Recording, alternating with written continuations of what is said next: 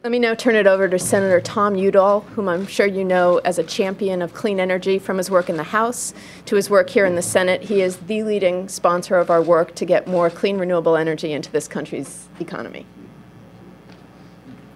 Thank you very much. And if I'm a little bit hoarse, so if you'll have to bear with me here. Today, I don't think there's any doubt that America faces an energy crisis. The Senate owes the American people solutions.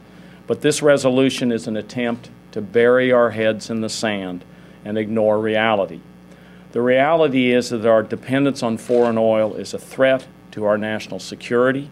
It's a threat to the pocketbooks of American families and businesses, and it's a threat to our global climate system. The reality is that this resolution would be a step backward for climate science and, more importantly, for clean energy. With the destruction from the Gulf oil spill continuing to remind us of the consequences of our unsustainable energy policy, is this really a step we can afford to take?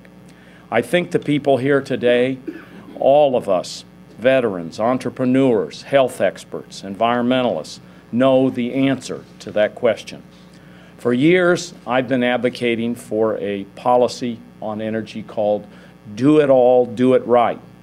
And it takes advantage of all of our energy resources. We've taken big steps towards achieving a do-it-all energy policy in the last few years, with advances in much cleaner domestic sources of energy, sources like wind and solar and geothermal and natural gas. But this resolution would take us from do-it-all to do nothing, and over the course of one vote.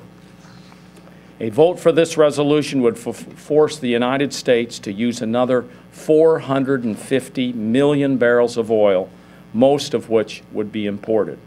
A vote for this resolution would let special interests continue to profit while Americans pay the price. And a vote for this resolution would put at risk landscapes and water supplies. The bottom line is this.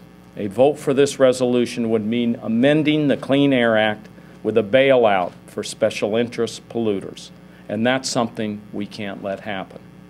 As many of you know, my father, Stuart Udall, served as Interior Secretary under Presidents Kennedy and Johnson. He was in office during the debate and passage of the original Clean Air Act in 1963. My dad once said, "The plans we make to protect air and water, wilderness and wildlife are in fact plans to protect man." And he would say woman too, of course, you know, this word's generic sense. And that's what this resolution comes down to, a choice between protecting mankind or protecting polluters and special interests. I know what my choice is. I urge my Senate colleagues to vote no on this dangerous and wrong-headed resolution and to work together to pass comprehensive clean energy and climate change legislation. Thank you for having me in.